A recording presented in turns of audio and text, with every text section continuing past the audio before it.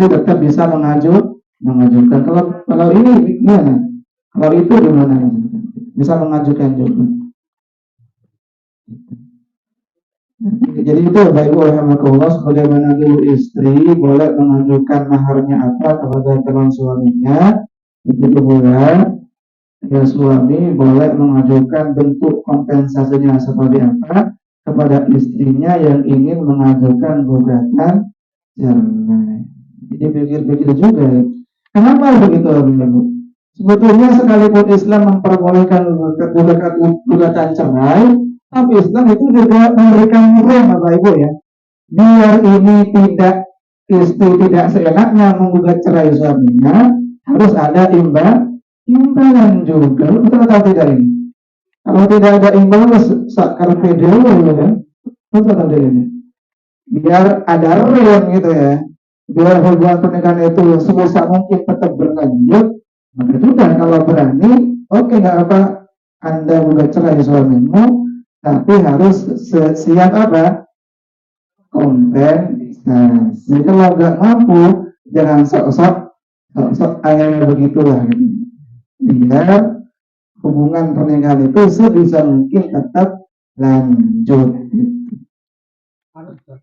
Alasan tentang rasa benci. Oh iya, entar bebas ya. Jadi itu Allah. Nah, kemudian alasan gitu. Alasan diperbolehkan kan kami sampaikan barusan, kebolehan istri menggugat cerai suaminya itu tidak berlaku mutlak, tapi harus ada alasan yang jelas, ada alasan yang diperbolehkan, alasan yang kuat. Salah satunya yang kami cantumkan di sini ada 3 Bapak Ibu di antaranya sesuai dengan hadis itu dan ayat itu, sesuai dengan hadis dan ayat yang kami tulis di situ.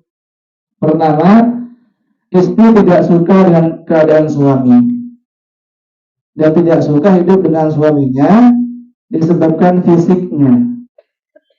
Misalkan mohon maaf gitu ya, suaminya kemudian apa ya gitu fisiknya gitu. Akhlak, kalau akhlak jelas ini udah ya, akhlak udah jelas. Misalkan suaminya itu selingkuh misalkan gitu ya, tukang selingkuh gitu, atau selingkuh Bapak Ibu ya, atau main gitu, judi misalnya, atau faktor agamanya. Agama di sini juga termasuk bukan hanya beda agama, termasuk aliran sesat misalkan gitu. Mohon maaf ya. Misalkan suaminya Syiah misalkan gitu. Na'udzubillah ya walaupun mohon maaf ya. Ini bukan berarti apa ya? Bukan berarti memojokkan golongan tertentu gitu. Contoh aja misalkan suaminya kemudian beralih kepada aliran sesat misalkan Syiah gitu ya.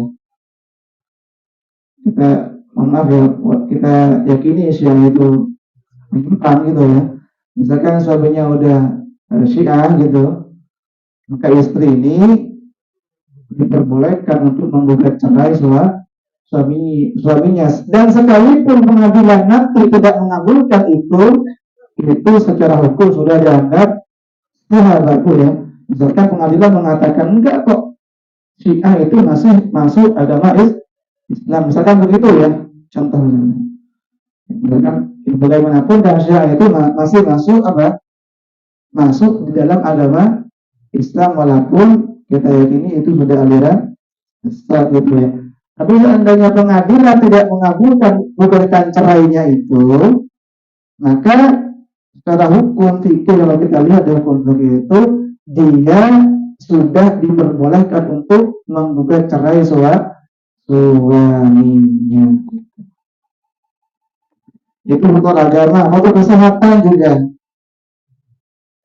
Misalkan itu tadi ya, udah istrinya juga, ini dari sisi istri termasuk dari suami juga bisa ya.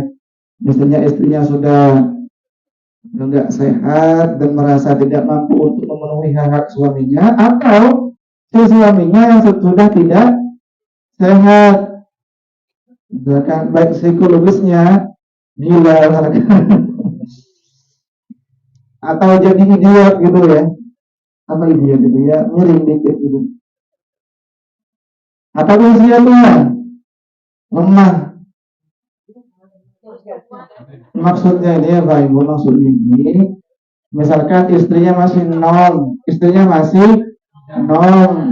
ternyata hasilnya wis tuwek, oh maaf sudah impotensi, nauzubillah gitu.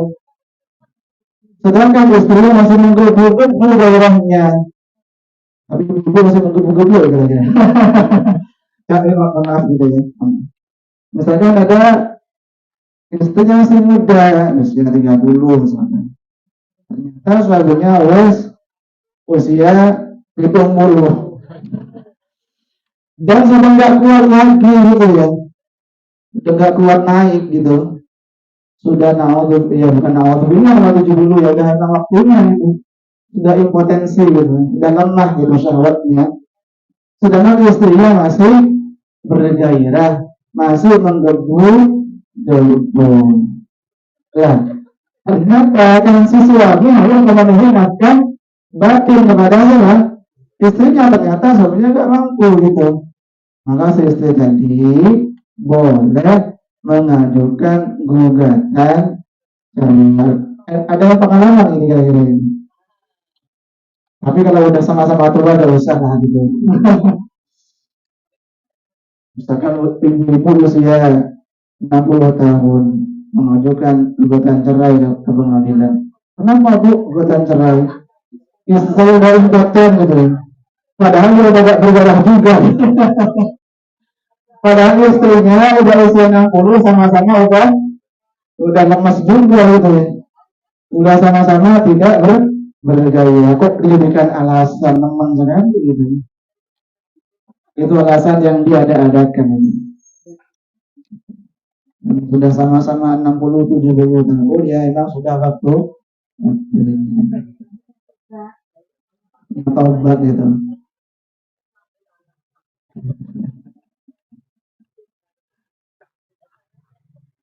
Itu yang pertama Pak Ibu. Kemudian yang kedua, walaupun sebetulnya ya hampir sama ya. Kedua itu istri khawatir tidak bisa menunaikan hak suami, seperti contoh kasus yang tadi. Apa alasannya kira-kira Pak Ibu ya? Contoh spesifiknya gitu. Contoh yang spesifik, istri itu tidak bisa atau khawatir tidak bisa memenuhi hak-hak suaminya atau tidak bisa melakukan kewajibannya sebagai seorang istri. Apa kira-kira itu? Ya sakit itu tadi mungkin dan lain semacamnya. Itu yang kedua. Nanti contohnya kali sendiri ya. Kemudian yang ketiga, istri tidak bisa menunaikan hak Allah dengan baik karena gangguan suaminya. Ya, seperti misalkan suaminya menyuruh istrinya, "Dek, kalau kamu keluar gak usah pakai kerudung lah, gak usah pakai hijab lah," misalkan. Nah itu berarti istri tadi tidak bisa memenuhi hak-hak Allah disebabkan apa? Ada istrinya itu, suaminya maaf, disebabkan suaminya. Maka kondisi yang seperti ini dia boleh bahkan wajib kalau sudah seperti ini ya, dia wajib atau setidaknya boleh lah gitu untuk menggugat cerai suaminya. Menggugat cerai suaminya. Atau misalkan apa namanya, suaminya menyuruh istrinya nggak usah sholat misalkan, pas puasa nggak usah puasa lah, nanti kalau saya lagi kepengen di siang hari misalkan kan nggak bisa misalkan gitu. Nah ini berarti suaminya menyuruh istrinya untuk melanggar hak-hak Allah Subhanahu wa Ta'ala. Padahal Allah itu Rasulullah bersabda, la ta'ata li makhluqin fi maksiatil khaliq tidak boleh patuh kepada manusia apabila patuhnya kita kepada manusia itu melanggar aturan Allah. Kita memang diperintahkan oleh Allah untuk tunduk patuh kepada suami. Istri itu diminta oleh Allah untuk tunduk patuh kepada suami, tetapi ketika perintahnya suami itu melanggar perintah Allah, maka tetap yang didahulukan siapa? Ya Allah gitu ya. Itu seperti itu contohnya. Tapi alhamdulillah suaminya ibu-ibu di sini perintahnya kan baik-baik semua gitu ya.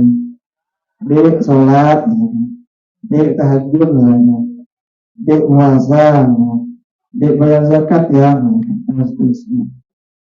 Baik. Dan seterusnya dan seterusnya. Maka kalau sudah suaminya seperti itu, ya tidak boleh juga cerai. Makanya akan melanjutkan di situ.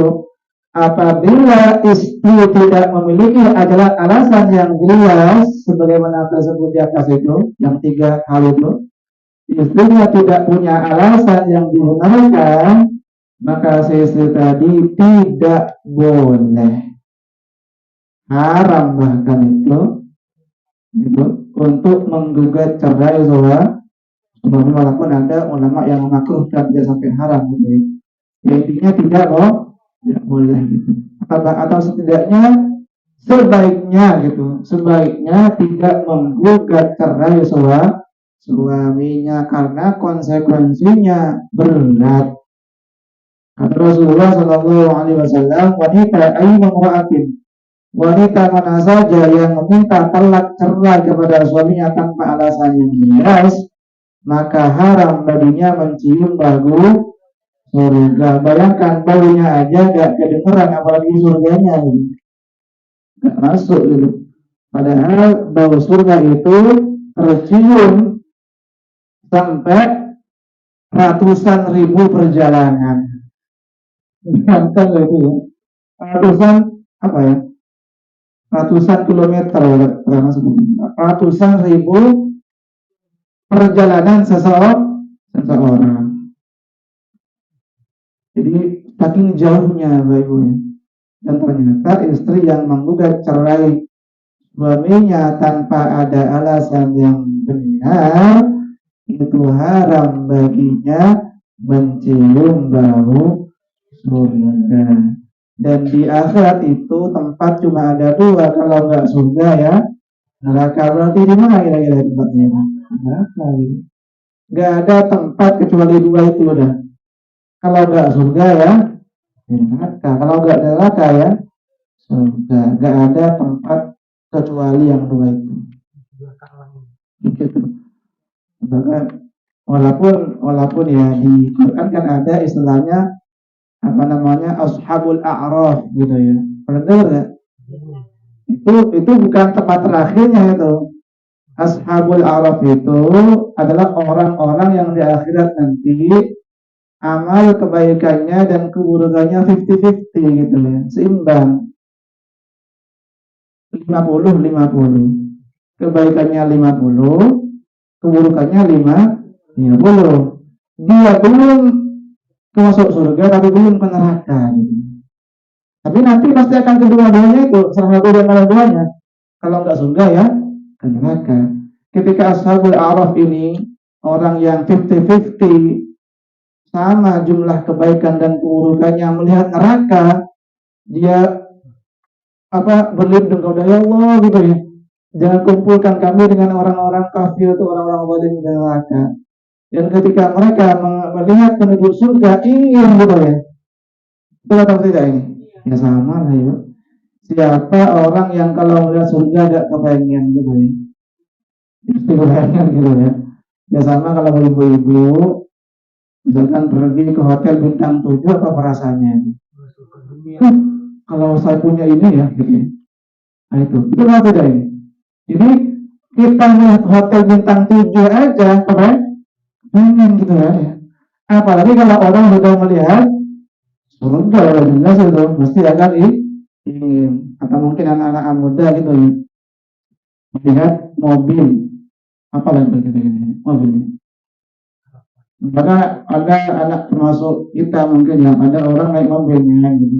Mobilnya itu misalkan Lamborghini ada miliaran, apa peras yang terlintas di benaknya misalkan, seandainya punya itu ya enak gitu. Bayangkan itu sekedar mobil Lamborghini saja, hotel bintang 7 saja kita lihat pengen memilikinya, apalagi orang yang sudah melihat surga sudah itu pasti akan kepengen sama. Nanti ashabul a'raf, orang yang kebaikannya dan keburukannya 50-50 sama itu, melihat neraka, berlindung kepada Allah dari neraka. Ketika melihat surga, mereka meminta surga kepada Allah Subhanahu wa ta'ala. Dan tentunya nanti ashabul a'raf ini dengan rahmat Allah Subhanahu wa ta'ala insyaallah dimasukkan ke dalam surga. Amin Allahumma amin. Artinya Allah, ashabul a'raf pada akhirnya itu kalau enggak ke neraka ya ke surga, tentunya tergantung atas berkat rahmat Allah yang maha kuasa dan dengan didorongkan oleh keinginan luhur gitu, supaya kedudukan kebangsaan yang bebas. Maka rakyat Indonesia dengan ini menyatakan masuk surganya kemerdekaannya gitu. Jadi itu bagus, semoga kita langsung masuk surga tak payah sahabat itu ya, tidak menjadi ashabul a'raf gitu ya. Lalu lanjutkan sedikit, ini penting juga. Sekalipun istri itu boleh menggugat cerai suaminya kalau memang ada alasan, tetapi tetap istri itu disunahkan untuk bersabar. Bersabar. Contoh sedikit misalkan istri ingin menggugat cerai suaminya yang masih muda, usia 40 tahun misalkan, karena suaminya menurut istrinya impoten. Ya istrinya bersabar dikit itu, diobati misalkan. Ya, sebulan, 2 bulan misalkan. Tahun 2 tahun ke dokter mungkin atau kemana, diajak berobat, tidak ujuk-ujuk malah minta cerai. Jadi bersabar gitu. Atau mungkin suaminya memabuk, ya istrinya sebisa mungkin bersabar dengan pengertian didakwahi ya misalkan, udahlah mabuk itu haram, mulai saat ini gak usah mabuk lagi ya. Jadi tidak langsung ujuk-ujuk minta gugat cerai. Kalau memang masih bisa bersabar dan masih bisa merubah keadaan gitu ya, sebaiknya pernikahan itu dipertahankan. Sebagaimana talak itu sekalipun boleh, sebisa mungkin suami tetap mempertahankan pernikahannya. Begitu pula sebagaimana gugatan cerai itu boleh bagi istri, tapi sebisa mungkin istri berusaha bersabar mempertahankan pernikahannya. Apalagi si suami masih tresno apa ibu ya, masih cinta, kan emang kok malah dia tresno kalau kue katanya gitu. Jadi itu mungkin alhamdulillah yang bisa disampaikan, semoga bermanfaat dan dicatat amal ibadah yang berbahagia insyaallah subhanahu wa ta'ala. Kalau memang ada pertanyaan seputar keislaman tentunya disampaikan, insyaallah akan kami jadikan bahasan di pertemuan berikutnya. Kalau minggu depan memang ada kajian karena pas hari H pencoblosan. Assalamualaikum warahmatullahi wabarakatuh.